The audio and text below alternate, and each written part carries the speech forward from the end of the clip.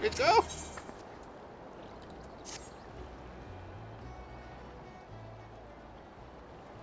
I know that look. You are ready. Having been constructed in some haste, the War Leader may not be pretty, but I assure you she's capable. She she has been fitted with what our friends at Naldik and Vimelis are calling an elemental converter. Assuming the thing works, it will use the power of the corrupted crystals on board to rob Leviathan of his hold over water.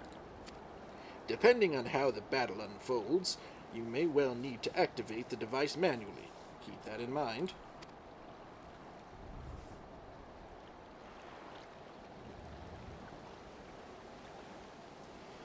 It is expected that the Sahagin and their thralls will attempt to come to Leviathan's defense. Accordingly, the Maelstrom will once again employ diversions. Thancred and Y'shtola, I would have you assist in this effort.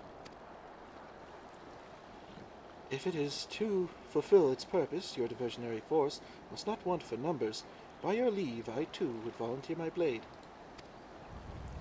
We would welcome it. Having seen you fight in Saps, I dare say the fishbacks will find your presence highly diverting.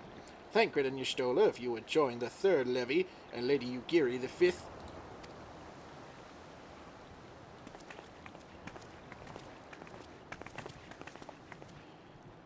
But what words have I for the man who has made a sport of slaying gods? There's nothing much to say, is there? Only these. Go warily, for the sea is an unforgiving place to wage war. May the navigator guide you through the storm, warrior of light.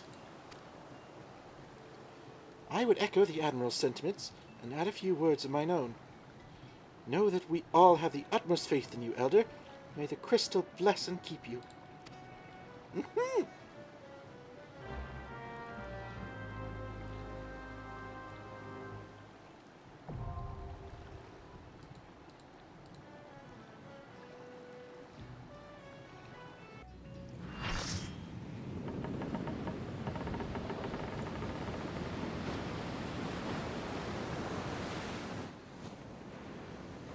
There's the boy.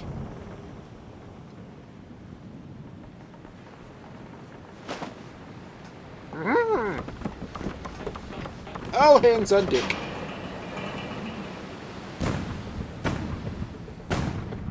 Kaboom! Sploosh. Ooh.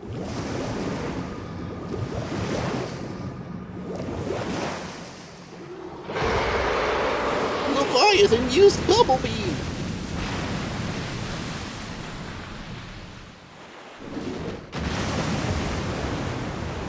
And we became vaguely moist.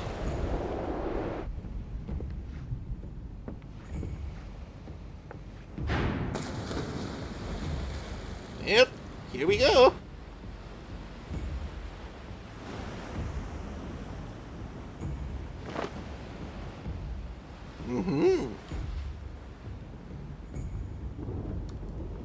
All by himself. No one else. Floopsy will take on the monster.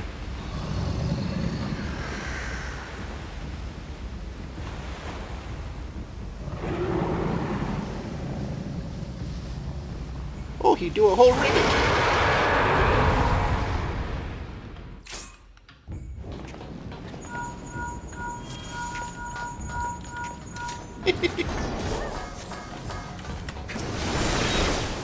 Hey! Whoa! What dear?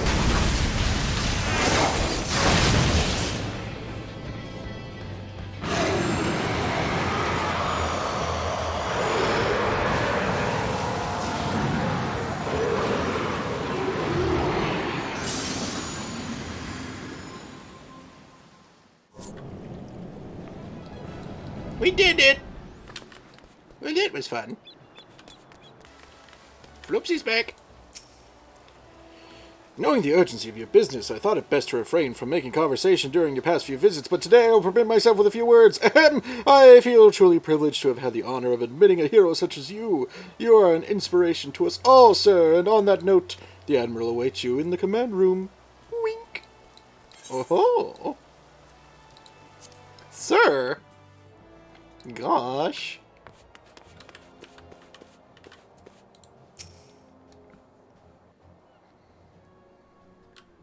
We Lominsons are sworn to strive, till sea swallows all.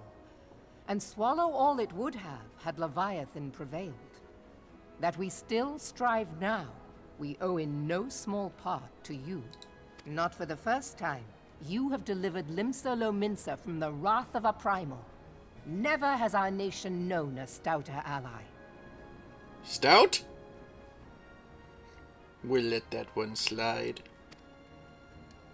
On behalf of my people, I give you my humblest thanks.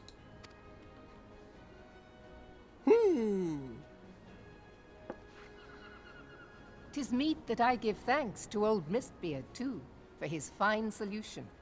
Whatever else he may have been, 'tis clear he was a resourceful soul. Would that I had a man like him in my service.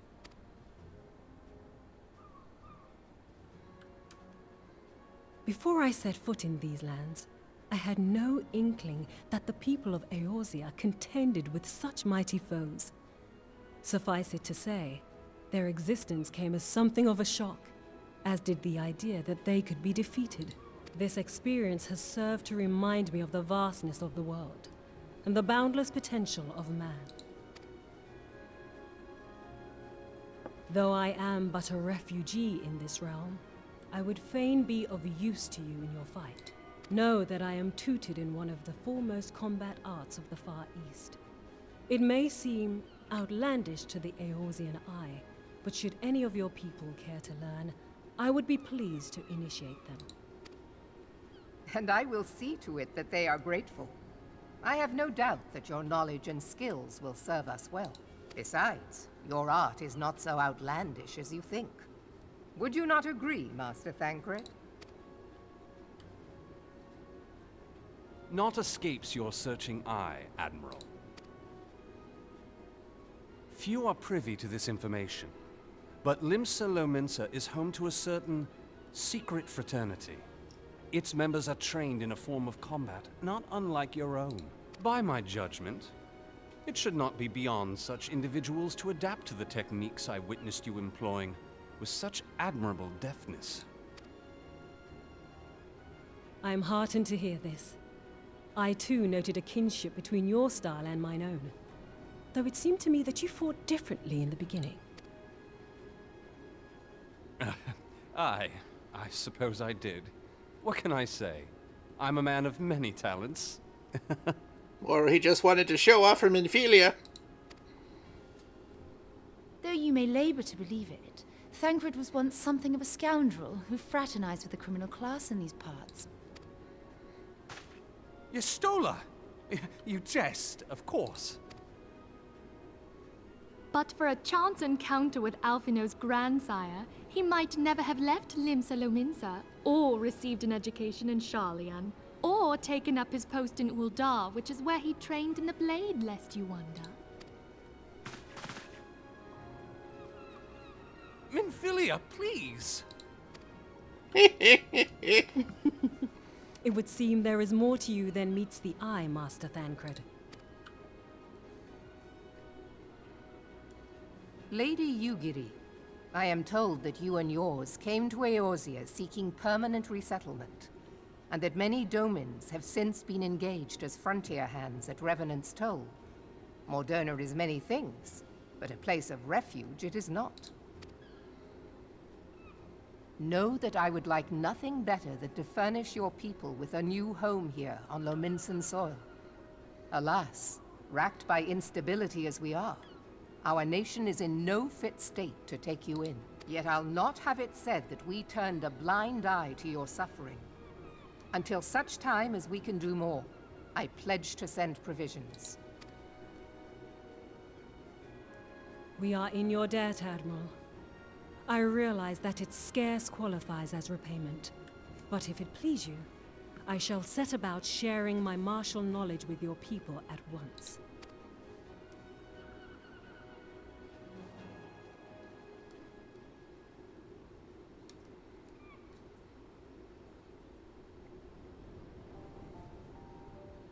You wished a word in private.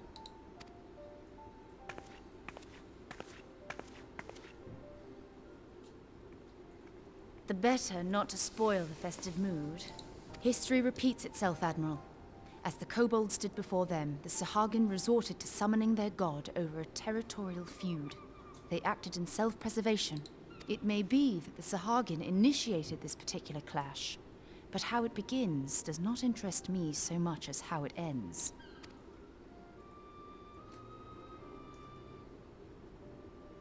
I have not forgotten our conversation, Y'shtola. I am aware that man bears part of the blame for the Primal's existence. Nor am I ignorant of the Sahagin's reason for acting. They sought to secure a place to breed and multiply that their kind might survive. Self-preservation, as you say. But we have as much right to live and thrive as they. If our own survival is threatened, are we to lay down our arms and welcome oblivion? Nay. And so you kill, that you might live. Yet if living is a right, then that right belongs to all peoples, be they men or beastmen. I'll not deny your reasoning, but when a storm gathers, it falls to me to see my people safely through it.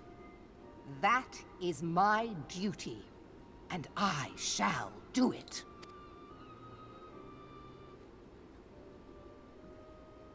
As must we all, Admiral. Stay the course, then. But know that it will lead to no good end.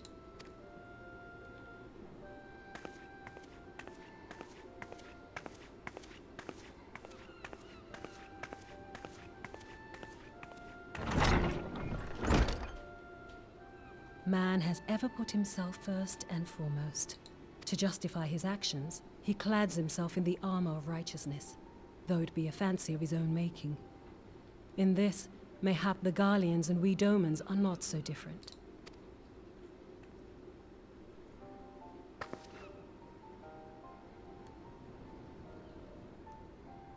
Eorzea has become as a raging sea. If we are to keep our heads above the waves, we cannot scruple to drown the man next to us. When hopes of coexistence founder, strength must determine who has the greater right to live.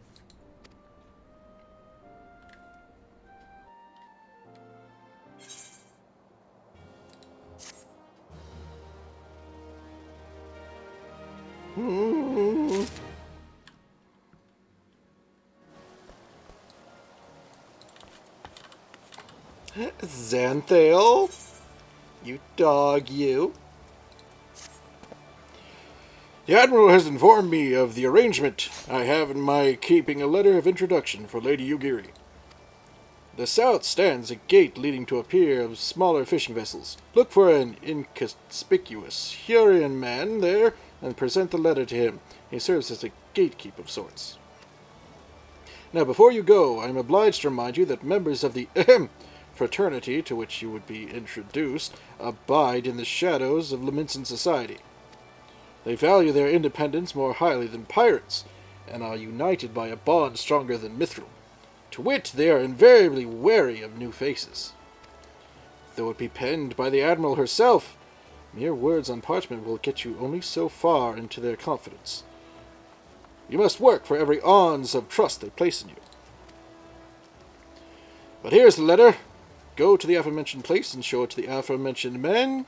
Oh, and good luck.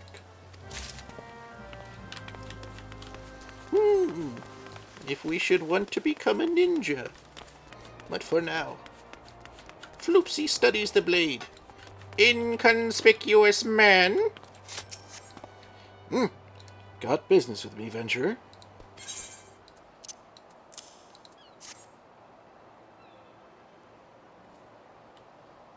So you're the man the Admiral sent word of. I was hoping I might catch a glimpse of Thancred, too. Been a while since I saw his shite-eating grin. But with all the doe-eyed wenches about, I expect he's got his hands full.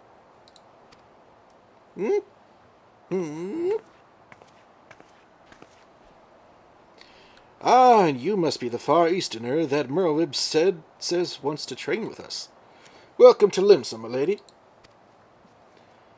I am Yugiri of Doma. 'Tis an honor to make your acquaintance.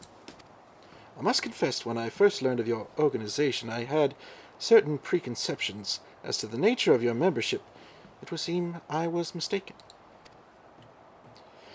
You're not the first person to say that, lass. Lims is a city of pirates, to be sure, and pirates don't give two farts about keeping a spotless reputation. They hardly need a secret society to do their dirty work. Might be as my people and I keep to the shadows, but we got nothing to be ashamed of. It's simply better for business that we remain unseen. And so you have developed fighting techniques suited to this purpose. I see. Know that the practitioners of my art, too, are denizens of shadow. 'Tis in stealth that our strength lies. There is much we might learn from one another, I think.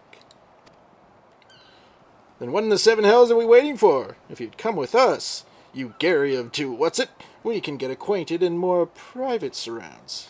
That didn't come out right, did it?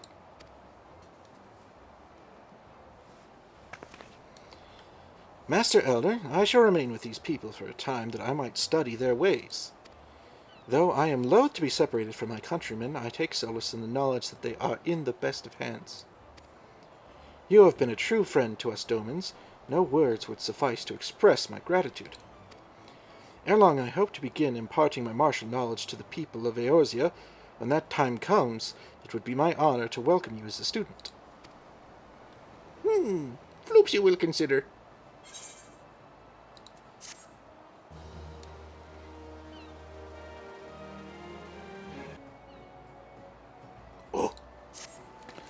Much and more has occurred since first I beheld Eorzea from the galleon's deck. Suffice it to say, I did not envisage being invited to play a part in your noble struggle. But forgive me, I have kept you overlong. Doubtless you have pressing business of your own. Rest assured that I no longer require an escort in this land. When next you meet Lady Minfilia, pray relay to her my humblest thanks. Would that I could do so in person, but I must needs fulfill my promise to the Admiral. Till we meet again, Warrior of Light. Minfilia?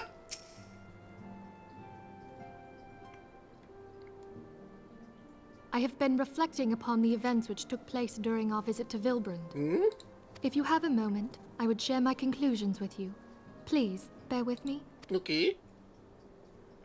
When the Sahagin Elder summoned Leviathan, he employed the power we have come to know as the Echo. Though I cannot well explain the how of it, it would seem he became immortal in so doing. When the Admiral subsequently slew him, his spirit emerged from his lifeless flesh, a consciousness shorn of physical form. Thus transfigured, he took up residence in the body of his minion with the ease of a man donning a favorite glove. Long have I known that the Echo allows one to pass through the walls of a man's soul, but never did I imagine that it could free us from our own flesh, nor less that our souls could then occupy the next corporeal vessel to take our fancy. It was of this that Elidibus spoke, an existence which knows neither cessation nor oblivion. And yet, though the Sahagin had mastered his gift and thereby become immortal, he was by no means invulnerable. As we both bore witness, he was ultimately absorbed into Leviathan. And the import of this observation? If the Ascians' mode of existence is indeed the same, it can be inferred that they too are not invulnerable, that they can be destroyed. There exists a legend which tells of souls who are reborn upon the cusp of each umbral calamity, that they might stay the encroaching darkness. To most, it is but a fairy tale, yet recent events have given me cause to wonder. Could the legend in fact refer to the Echo?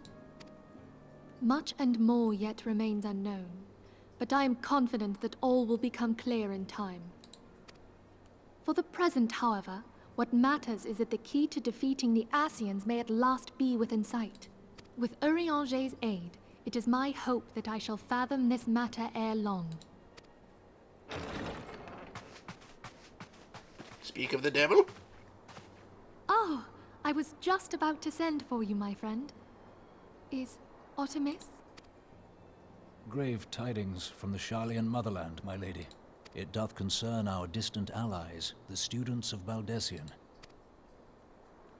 What of them? My lady, the Isle of Val, which for many years hath been the Order's home, is no more. No more? Whatever do you mean? I relate only that which hath been conveyed unto me by our agents. An etheric wave of the highest magnitude was recorded in the region. Soon thereafter, 'twas observed that the isle had ceased to be. Oh, shit. 'Tis postulated that a magic was evoked, like in power to Ultima. 12 preserve.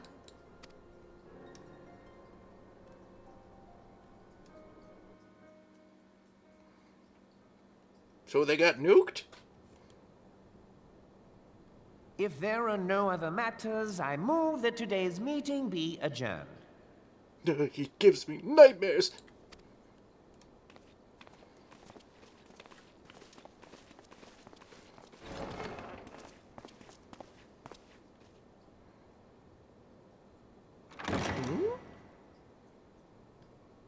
Oh no.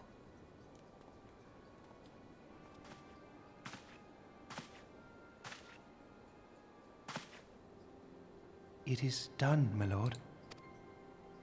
I... Forgive my impertinence, my lord, but these orders, I am uncertain as to what end they serve.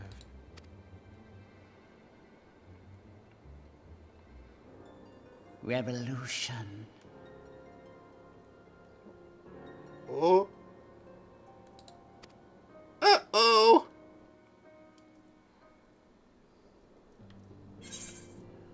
Oh. Mm-mm. Our friends. The very isle itself. Everyone and everything. No, no! It avails us not to speculate. Urianger will send word if there are any developments. Until such time as he does, we must remain firmly focused on that which is within our power to change. With that in mind, I would speak of a different matter. One closer to home.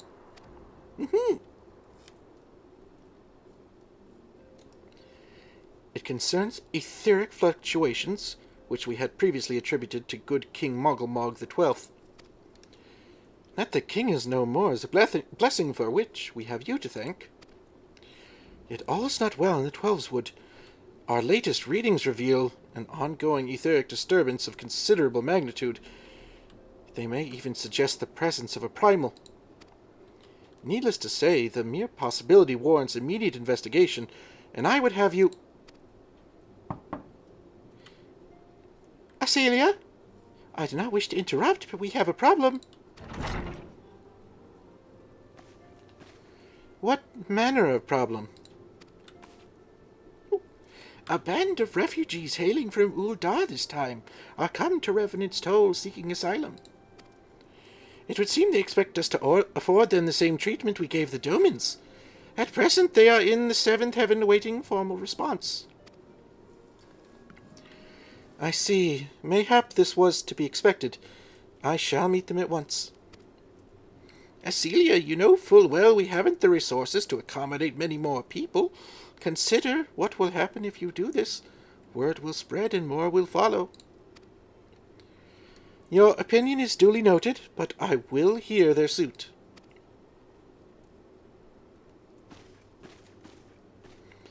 Elder, I should be grateful for your presence at this meeting.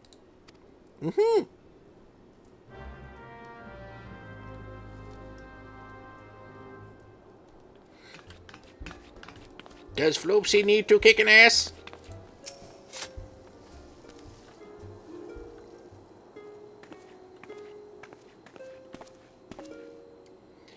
I apologize for keeping you waiting. My name is Minfilia, and I lead the Scions of the Seventh Dawn.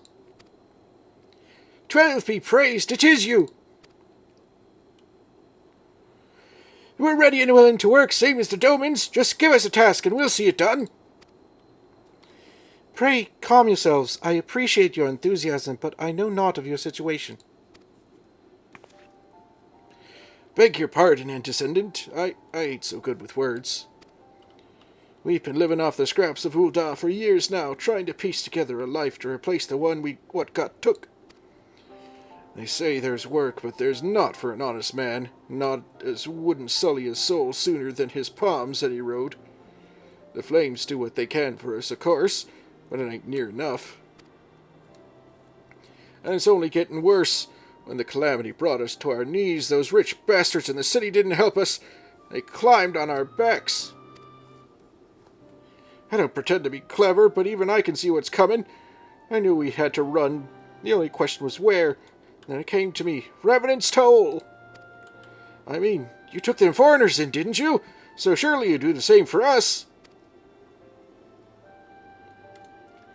I fear the situation is rather more complicated. While it is true that we accepted the Domin's petition for aid, that decision was the product of extraordinary circumstances.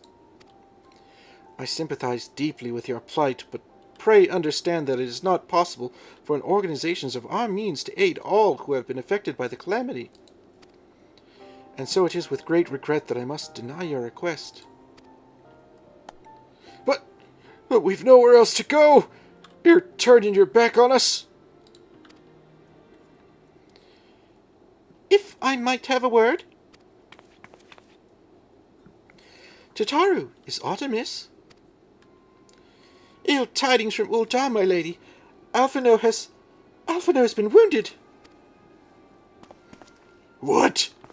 How? Is it serious? I cannot say for certain, but I fear it might be. According to the flames, the refugees started a riot, then went wild apparently, lashing out at everyone. That can't be right. Why would they? They must have been provoked. The demonstration was meant to be peaceful. Seven hells, now the Blades have an excuse. They'll round us up and kill anyone who tries to resist. Descendant, please, if you won't help us build a new life, at least help us keep the ones we've got.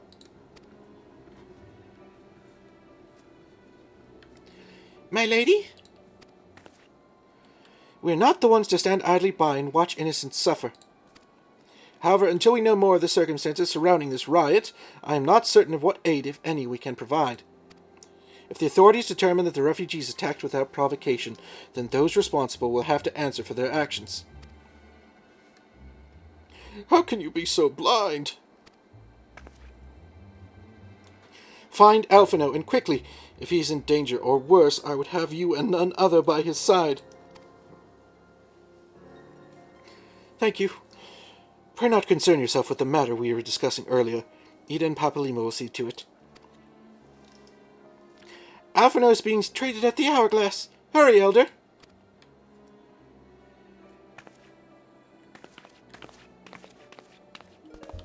Floopsy! We'll move faster, Floopsy!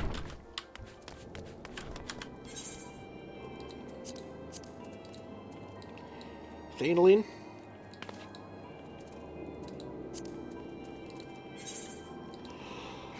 Lanosha? Hang on, Alfie, bro! We're coming! F it.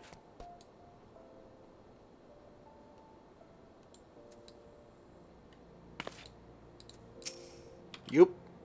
You alright?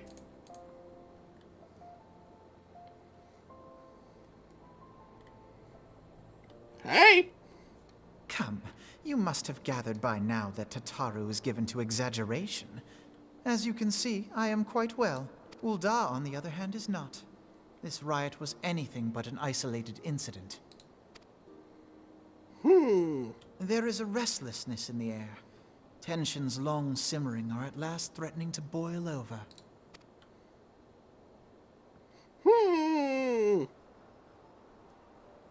Uldar is a nation infamous for the great disparity between the wealthy and the poor. The majority of the populace accepts this state of affairs because they believe that every man bears responsibility for his own lot in life. Kinda like the U.S. To an Uldan, money is the foremost, and some would say the only measure of a man's worth.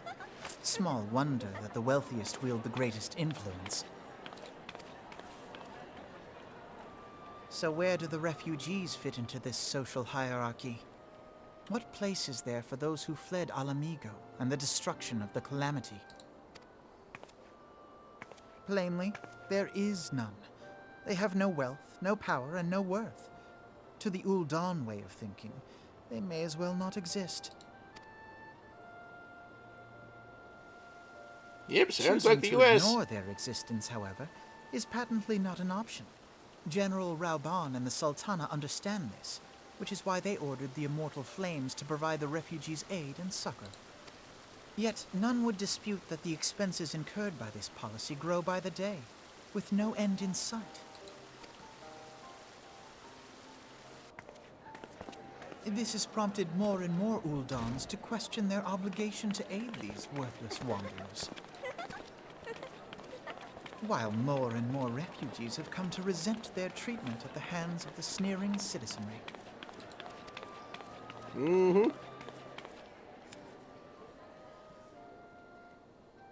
The manner of Lord Lolorito's refusal to grant the Dolmens asylum bespoke a disdain for all refugees, an attitude shared by the rest of the monetarists.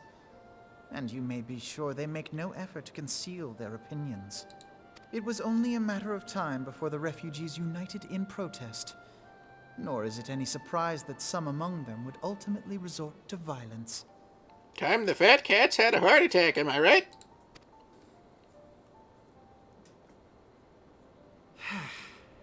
That the Immortal Flames should choose this of all occasions to engage in joint training exercises with the other Grand Companies. By the time they return, the situation may well have deteriorated beyond mending. What a coincidence. The real Law and Order's nowhere to be found.